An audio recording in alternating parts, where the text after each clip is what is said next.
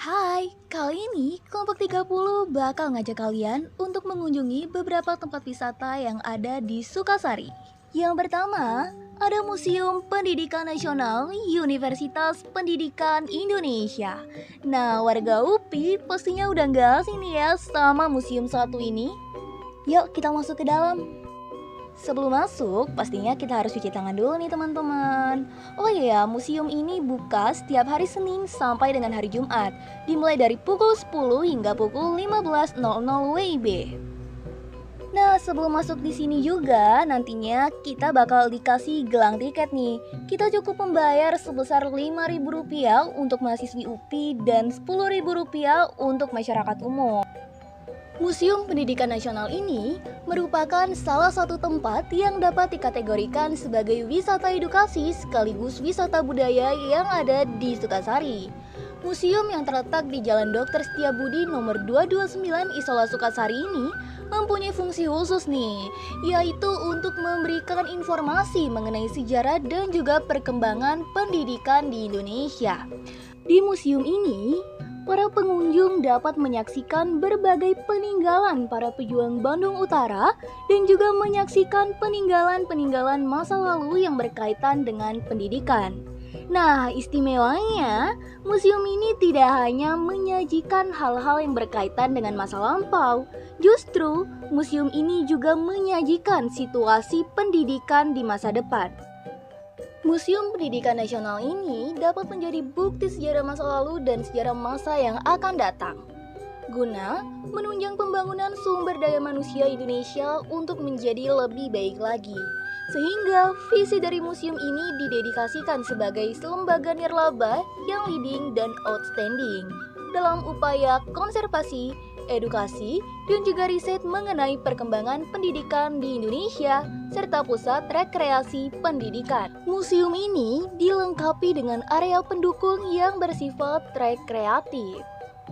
Selain mengumpulkan warisan pendidikan dan juga kebudayaan, museum ini juga menyajikan dinamika pemikiran kritis pendidikan nasional, serta pendidikan guru di Indonesia. Dengan demikian, museum ini diharapkan dapat mendukung program pemerintah Cinta Museum, serta ikut menyukseskan Jawa Barat sebagai daerah tujuan wisata budaya dan pendidikan dengan keunikan tersendiri. Nah, museum ini bisa banget nih dijadiin tujuan wisata di akhir tahun ini. Kenapa sih harus banget berkunjung ke museum ini? Karena dengan berkunjung ke museum ini, selain kita bakal rekreasi dan juga refreshing, kita dapat nambah wawasan baru nih mengenai pendidikan, baik itu pendidikan di masa lampau ataupun pendidikan di masa yang akan datang. Jadi rugi banget nih kalau misalnya kita gak berkunjung ke sini. Selanjutnya masuk ke tempat wisata yang kedua, yaitu Karangsetra Waterland. Nah, Karangsetra Waterland ini merupakan salah satu tempat wisata air yang ada di kota Bandung loh. Lebih tepatnya terletak di Kecamatan Sukasari. Karangsetra Waterland ini gak pernah sepi oleh pengunjung loh. Bahkan di hari-hari biasa, tempat ini biasanya dipenuhi oleh anak-anak siswa sekolah yang melaksanakan kegiatan ekstrakurikuler berupa olahraga renang. Sedangkan di waktu libur atau akhir pekan, Karangsetra Waterland biasanya akan dipenuhi oleh wisatawan berkeluarga. Karangsetra Waterland merupakan kolam renang yang memiliki sejarah panjang, diresmikan oleh Presiden pertama Republik Indonesia pada tahun 1954. Pada awalnya, Karangsetra merupakan kolam renang pertama yang ada di kota Bandung, sekaligus merupakan kolam renang terluas se-Asia Tenggara dengan luas 6 hektar. Seiring perkembangan zaman, kolam renang Karangsetra terus berkembang menjadi pusat hiburan keluarga dengan wahana yang banyak sekali. Berikutnya adalah Warung Setiabudi. Warung Setiabudi merupakan salah satu tempat makan yang bisa kita masukkan ke referensi daftar wisata saat kita berkunjung ke kota Bandung, khususnya ke Kecamatan Sukasari nih.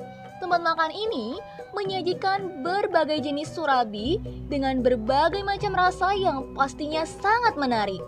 Selain itu, tempat ini juga menyediakan bakso kampung yang sangat cocok nih untuk para pencinta bakso.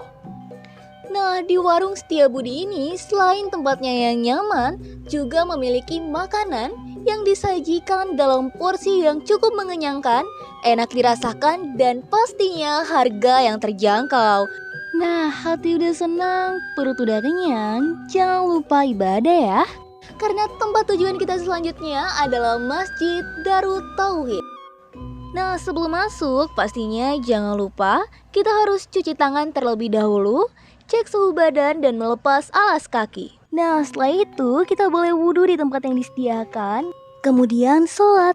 Wah, desain interior dari Masjid Darut Tauhid ini cantik sekali ya teman-teman. Nah, bisa dilihat nih, desain masjid ini cantik sekali, mewah tapi minimalis. Selanjutnya, setelah selesai sholat, kita jangan lupa jajan. Kali ini nih, kita bakal jajan kue pancong. Siapa yang pernah makan kue pancong? Banyak masyarakat yang menikmati kue manis satu ini bersama dengan nostalgia zaman dahulu nih. Kue pancong ini siap disantap untuk teman camilan di kala waktu santai, bersama dengan keluarga ataupun teman-teman. Nah, selain bisa dinikmati sendiri di rumah, kue ini bisa banget nih dijadikan ide jualan yang mudah pastinya. Karena tentunya banyak banget yang pengen makan kue legendaris yang ada satu ini. Nah, salah satu tempat jualan kue pancong yang dapat kita kunjungi adalah kue pancong yang terletak di Jalan Geger Kawanggirang nomor 69 Sukasari, Jawa Barat. Dengan harga terjangkau yang gak nguras dompet pastinya, kalian udah bisa ngerasain lezatnya kue pancong ini loh teman-teman. Abis jalan-jalan rasanya nggak komplit nih kalau belum beli oleh-oleh. Nah, kali ini kita bakal ngajak kalian semua untuk belanja oleh-oleh di kawasan wakaf terpadu Darut Tauhid yang terletak tepat di seberang Masjid Darut Tauhid. Di tempat ini, kalian bisa nemuin berbagai jenis oleh-oleh, dimulai dari pakaian, kuliner, pernak-pernik, dan juga masih banyak lagi. One Day One Tour Sukasari hari ini selesai. Dah.